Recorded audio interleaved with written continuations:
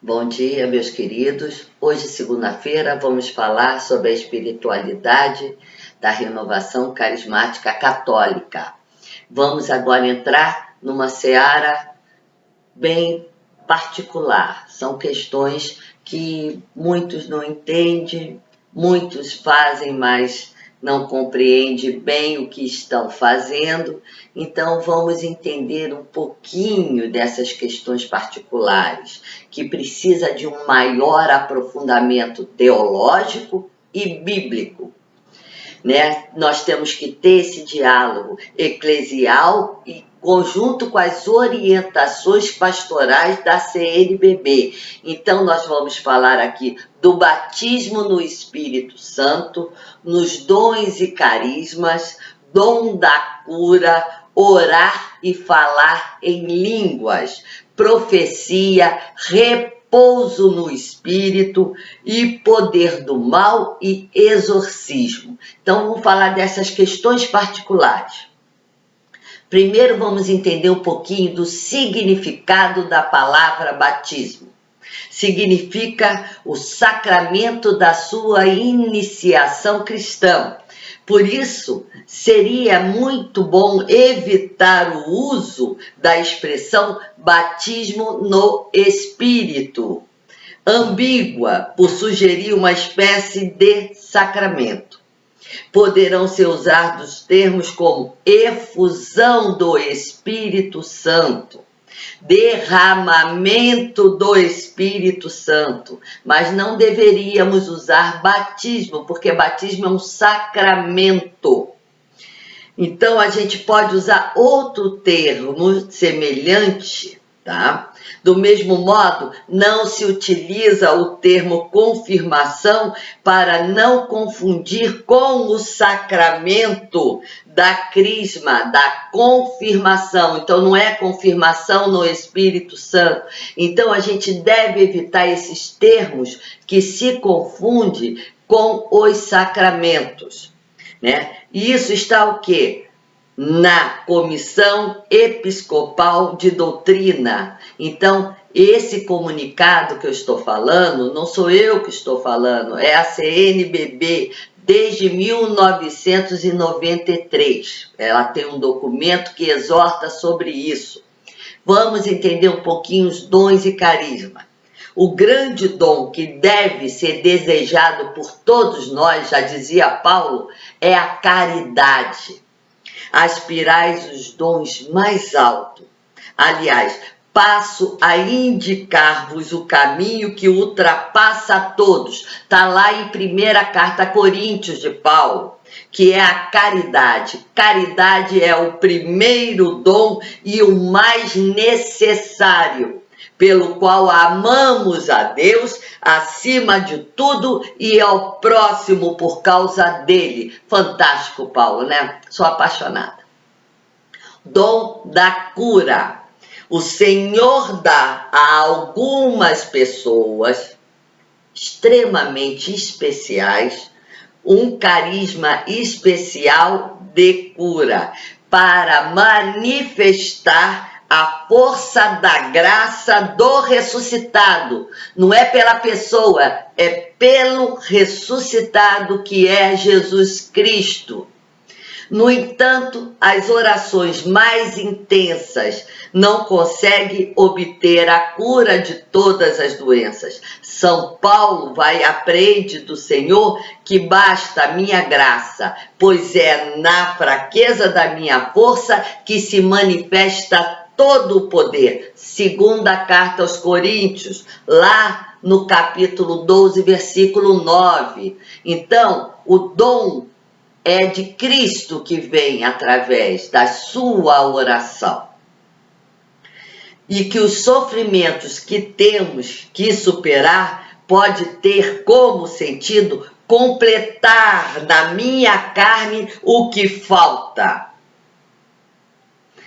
As atribulações de Cristo pelo seu corpo, que é toda a sua igreja. Está lá em Colossenses. Então, Paulo vai falar muito bem sobre esse tema. Quem quiser entender bem o tema tem que ler Paulo, as cartas paulinas. Ao implorar a cura, nos encontramos na renovação carismática católica ou em outras celebrações que não se adote qualquer atitude que possa resvalar para um espírito milagreiro ou magia. Isso não é magia.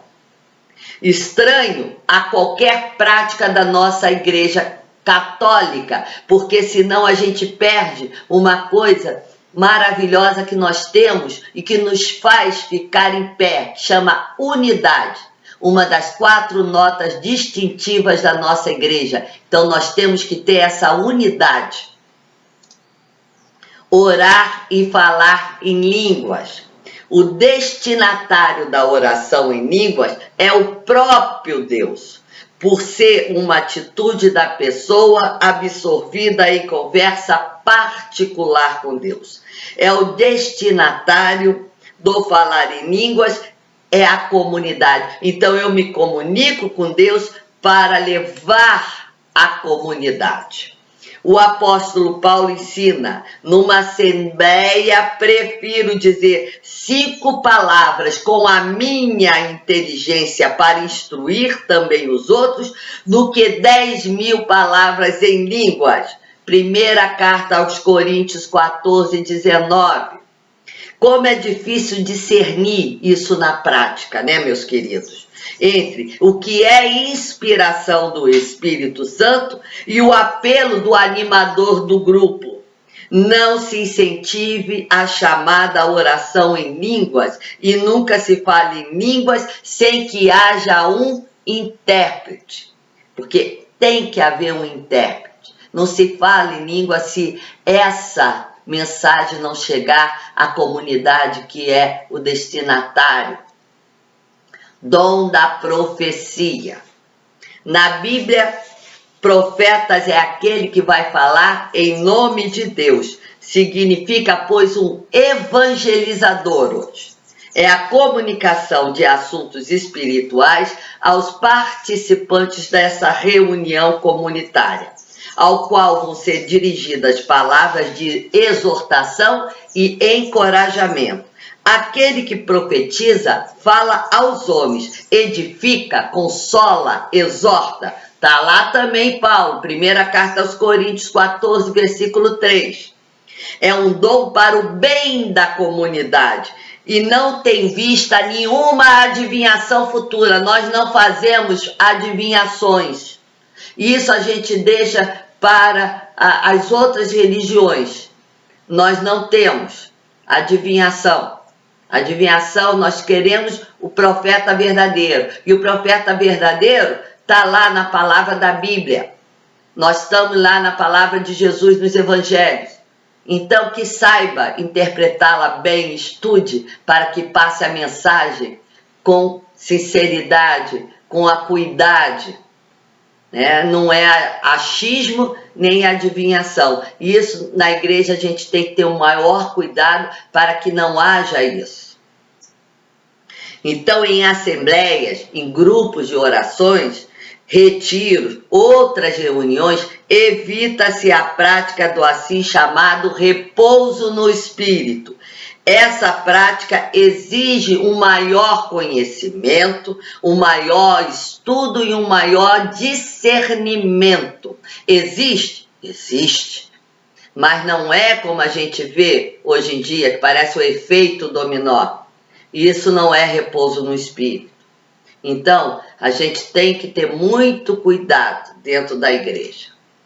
Poder do mal e exorcismo. Cristo venceu o demônio e todo o espírito mal. Isso aí é Bíblia. Nem tudo se pode atribuir-se ao demônio.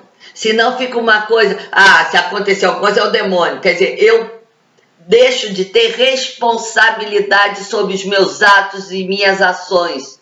Você tem o livre-arbítrio e você tem responsabilidade sim sobre tudo que você faz. Não adianta culpar o demônio de tudo. né?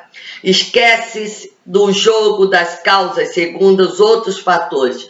Então, muita coisa está ligado isso aos fatores psicológicos e os fatores até patológicos.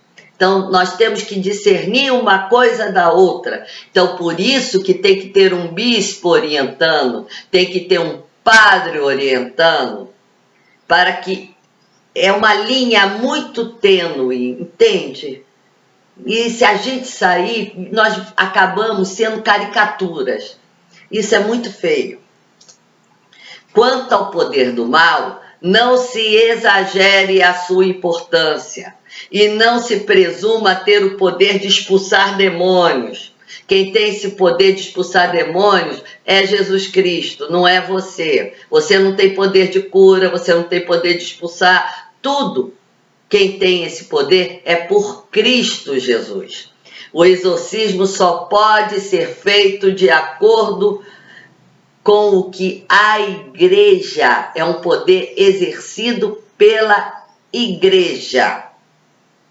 Procura-se ainda formar adequadamente as lideranças e os membros da RCC para superar uma preocupação exagerada com o demônio que cria ou reforça uma mentalidade fetichista, infelizmente presente em muitos ambientes. Então, vamos entender e vamos utilizar bem essa espiritualidade linda que é a RCC, bem utilizada para não se tornar uma caricatura. Aí parece que muita gente vai a algumas reuniões e falam comigo, professor, parece que eu estou no centro espírita. Então, para a gente não haver essa confusão, tá? Vamos ter uma unidade. Escute o seu pároco, escute o seu bispo, que isso é muito importante para não fazermos, entendeu, da nossa fé uma caricatura de outras religiões. Nós temos uma fé linda calcada em Cristo Jesus. Nós temos a Sagrada Escritura, que tudo já me foi revelado. Leia, estude com atenção, passe nos seus grupos com atenção. Nós não precisamos de magia. Nós temos realmente o poder da cura. Nós temos o poder de tudo através de Cristo Jesus na nossa vida. Obrigado a todos vocês e acabou. Agora, essa apostila e as aulas de espiritualidade vão estar numa playlist, porque a próxima aula eu começarei com as cartas de João. E Sansão continua aqui tentando aparecer. Um abraço a todos, querido, e uma boa semana.